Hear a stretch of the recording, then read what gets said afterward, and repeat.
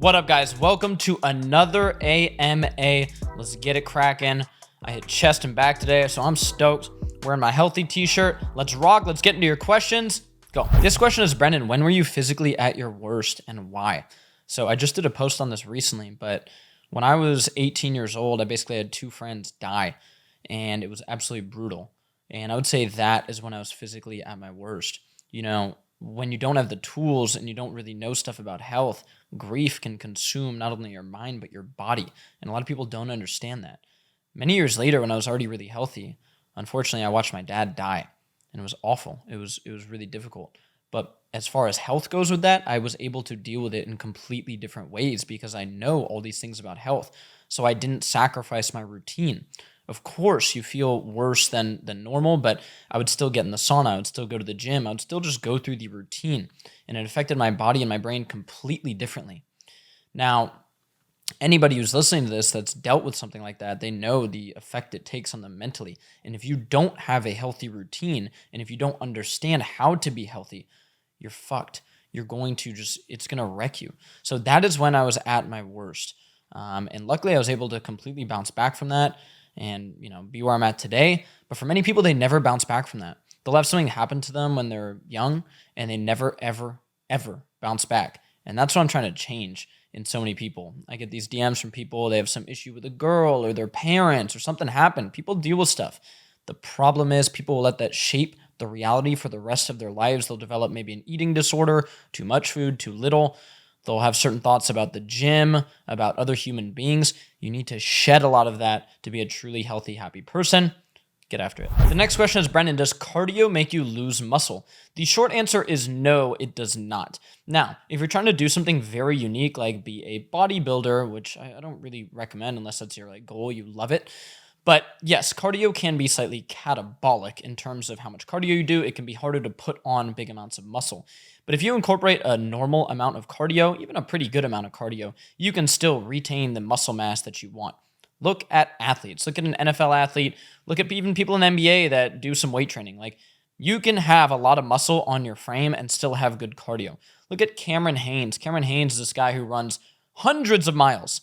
David Goggins, same thing. Now, of course, they are leaner. That's that leaner muscle, but they're doing insane amounts of cardio. So what I would recommend is doing some interval sprints, incorporating more of that in if you want to retain muscle. There's some studies showing sprinting can be more beneficial in terms of if you're trying to keep on more muscle. Definitely lift weights, train hard, do all that, but don't neglect your cardio. It's good for your heart health, so do cardio. The next question is, Brendan, what are your thoughts on Thanksgiving dinner? So a couple weeks ago, we had Thanksgiving. It was absolutely amazing. I actually like Thanksgiving. Obviously, the turkey, delicious. I, of course, make some of my own stuff. The main thing that gets me if I just go to a random Thanksgiving is the gravy. Gravy is just flour and broth, basically. So I make sure to make a gluten-free gravy, either with tapioca flour or rice flour, some bone broth, a little bit of heavy cream in there, and it's actually really, really delicious. I usually make a cranberry sauce, which is super easy, and then I make a gluten-free pumpkin pie, because obviously the pies, and then I just go in from there. This year, my brother made a sourdough stuffing. That was really good. I like Thanksgiving personally. Turkey is not my favorite meat overall. It's sort of dry. It is what it is. But overall, I just love getting together over some food.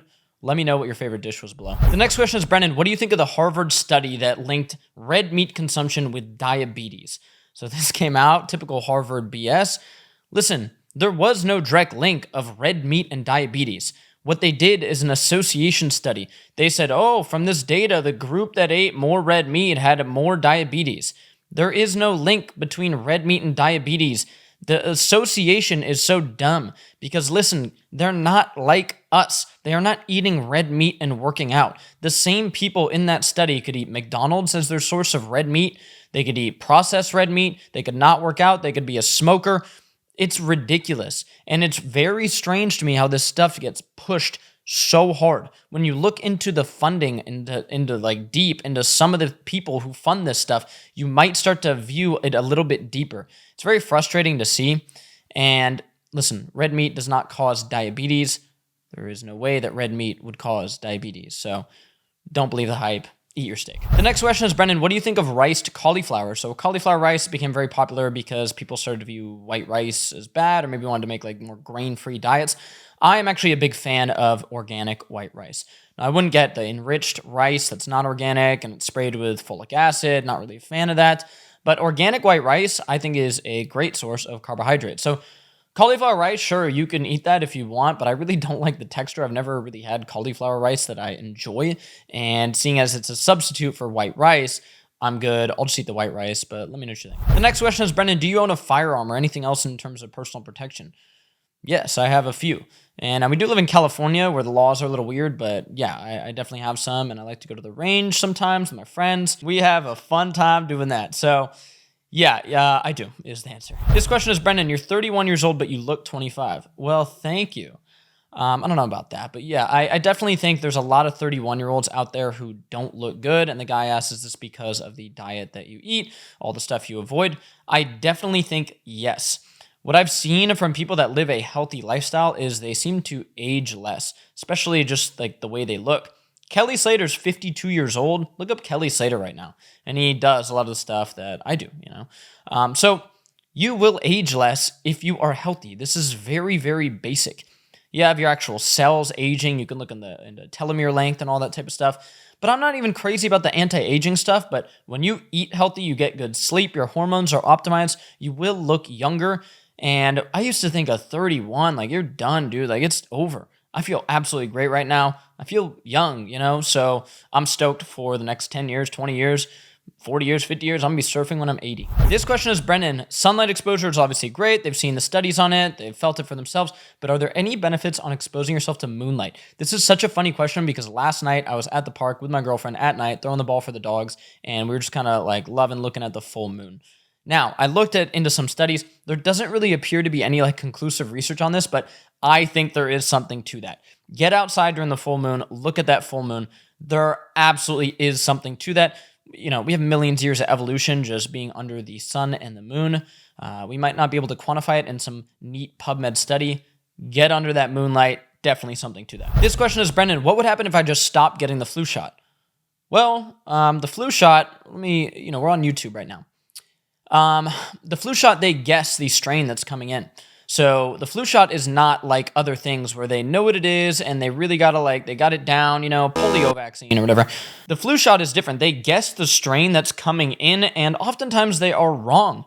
So I don't get it ever. The next question is, Brendan, what are your opinions on Flave City products like his electrolytes and protein powder? So I think with Flave City, I actually think the formulas that he makes are pretty good, but they are outrageously expensive. You're going to see 20 servings of electrolytes for $50, stuff like that, $45, whatever it is. So I'm not really a fan of that. I think it's pretty easy to make a product with good ingredients, but if it's like $50, yeah, passing up the savings to the consumer, that's where the actual hard work comes in. And yeah, so I mean, he makes some good stuff, but it's outrageously expensive. This question is, Brendan, what are your thoughts on royal honey, royal jelly, bee propolis, all these bee products?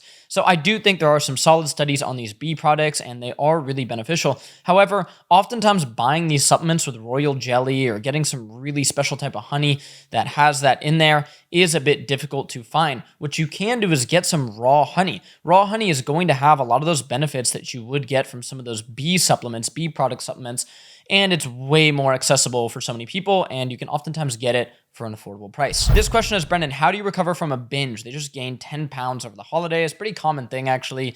How do you get back on track? So the first thing you're going to want to do is go a bit low carb, higher protein. And you're going to want to do this because you want to start to hit that protein goal, 1 gram per pound of body weight, and go a bit lower carb because it's just going to help your hunger hormones and just make your body feel a bit more steady. You're going to want to increase your cardio and you're going to want to hit your workouts. That's the most important thing. The other thing to not neglect is your sleep. Now, there are some things you can do for those sugar cravings. Glutamine water, putting 5 grams of L-glutamine in water has been shown to help with sugar cravings. There's supplements like alpha-lipoic acid that can also have berberine that can help with sugar cravings. So if you're having some of those, look into that. But overall, you need to increase that protein, decrease that amount of carbs for a little bit, and hit your workouts. The next question is, Brendan, what is your opinion on Sam SULEK? So Sam SULEK has been blowing up recently. He has millions of YouTube subscribers. All his videos get tons of views, and he is a bodybuilder. He's extremely jacked. He's obviously on a lot of gear, and he makes these vlogs where he goes and lifts. So what I'll say about Sam is just the fact that he goes and he, documents himself lifting, and other than the gear, he lives a very healthy lifestyle. I think that is great. The fact that he's inspired so many people to get after it in the gym, I think is amazing. The thing that I'm a little just hesitant on is he's so obviously on gear that there are going to be kids influenced to get on gear. Now, this isn't Sam's fault. He's not promoting gear. He's not telling people that they should use gear. And, there are tons of bodybuilders and athletes that are obviously on gear that influence young kids to do gear because they know nowadays. We have the internet. They know that, hey, if I want to look like Sam, if I want to be popular like Sam, I need to use gear. So I don't think that's his fault. That is definitely something that is happening. I think it's really dumb to say, oh, no, he hasn't influenced anybody to get on gear. Like, he has. Is that his fault? No. So overall, I'm a fan of the guy. I think, what he preaches is amazing. He's obviously jacked, but there's definitely something to say about, someone who's getting so famous, people love him, who's so obviously on anabolic steroids, that a lot of people are going to want to imitate that. But that's been going on forever. So I don't think that's Sam's fault. That has been going on forever. So overall, I'm a fan of the guy. He's pretty dope. Let me know what you think below. The next question is, Brendan, what are your thoughts on MK677? So butamorin, this has become very popular because it's a peptide that a lot of people think is just going to boost their natural growth hormone and sort of have no side effects. Almost like a roid that's just going to have no side effects. That's not true. It can have massive side effects. It can really dysregulate your body's own production of actual growth hormone, and it can mess with your hormones if you use it too much. So I'm not a fan of that. I don't think you should be on peptides unless supervised by somebody who really knows what they're doing, or if you really know what you're doing. Do you know your SHBG? Do you know your testosterone? Do you know your estradiol? Do you even know your vitamin D levels? If the answer is no to all of that, why are you looking into doing a peptide? Train hard, eat well, dial in that. And if you want to get on gear when you're 48 years old, or if you want to, work with a professional and be a professional bodybuilder and you're young, go for it. But don't just blindly do these things that you see a TikTok video about. It's really dumb. The next question is, Brendan, if you made an unflavored electrolyte, could you use it as regular salt to put on top of food? So the answer technically is yes, but we also add potassium and magnesium to our electrolytes. It's not just salt. And that would give it a certain type of flavor. Anybody who's just taken potassium and gone like that knows that it's really not pleasant, which is why we like to mix it and make it delicious. So that's why we have the flavors of electrolytes. We will probably do an unflavored version someday, but overall, the salt that you'd want to use on your food is probably Himalayan pink salt or Maldon salt or Colima salt or just regular, kosher sea salt because of the flavor that it imparts on food. Once you add in potassium and magnesium, it's going to be a different flavor, so you technically could, but probably not the move. This question is, Brendan, what do you think of using coconut oil as a body moisturizer? So I'm actually not a huge fan of coconut oil on the skin. Coconut and olive oil are slightly comedogenic, which means they can clog your pores. For some people, their skin will do really well with coconut oil and olive oil.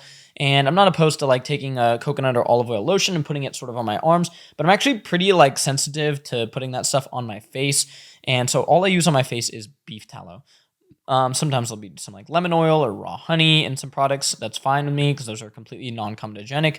But olive oil and coconut oil are a bit comedogenic, so it's up to you. Sometimes I rub coconut oil on a bug bite because it has antimicrobial effects, but just be aware of that. This question is, Brennan, my lady is getting headaches from probably birth controls. What do you think? And is there anything she could do for those headaches? So let's answer this in a two-pronged approach. First of all, I think she should talk to her doctor and talk to her doctor about birth control. I've done some posts on this with Shannon Michaela and Gina, some people that talk a lot about this subject. There are a lot of side effects of birth control, and oftentimes they're not really discussed with the patient that it's given to.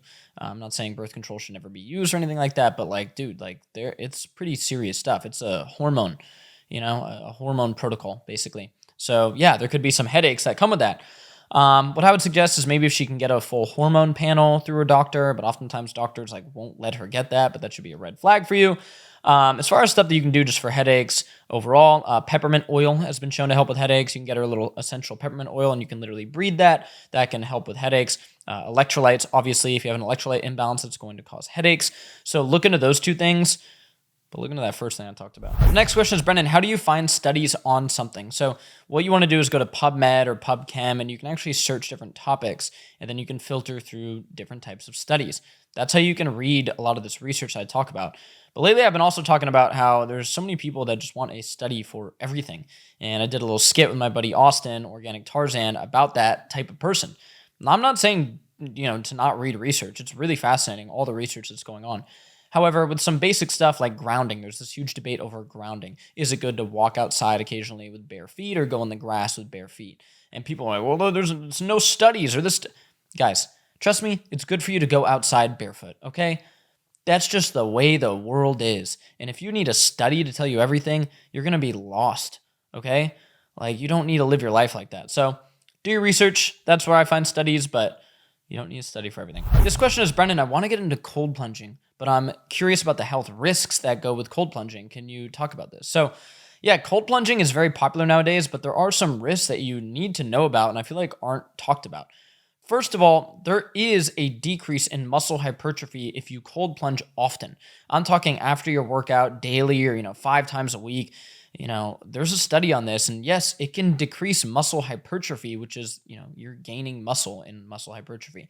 So I wouldn't be doing cold plunge daily. Also, cold plunging increases cortisol, which is your body's main stress hormone. Now, this isn't a bad thing. Activities that increase cortisol are not a bad thing. It's not like that.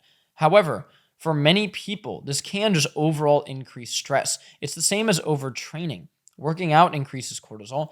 Now, if I work out like a demon every single day for 2-3 weeks, guess what's going to happen? My hormones are going to drop. My immune function is going to drop. My thyroid level is going to decrease. There are consequences of overtraining. So with cold plunge, what I would recommend is doing it about twice per week. That's a good protocol right there. You're going to get a lot of the benefits of cold plunging, and you don't need to do it every single day. So I think if you're doing it, 2, maybe 3 times per week, you're good. You don't have to worry about, issues, and you don't need to do it at like 30 degrees. I know my buddy Kei Kobayashi, pro surfer, gets in at 32 degrees every morning. And I told him, Kei, I don't think this is good for you. Genuinely. That's just my opinion, and there's some research to back that. Let me know what you think below. The next question is, Brendan, have you ever considered doing an iron supplement? So iron supplements are very popular because a lot of people are deficient in iron. The answer is no. The reason being, I'm not here to just do like a money grab, like, oh, people are deficient in iron. I could, talk about that and then sell an iron supplement. What I want you to do is eat red meat, cook food in a cast iron pan, which, yes, literally gives your body iron from the cast iron pan. Eat those foods. You won't be deficient in iron. Now, obviously, there's some medical conditions that can make people deficient in iron, but for most people that are deficient in iron, they're just not eating enough red meat. It's been demonized. People think it's bad. They think they can't digest it, which is BS.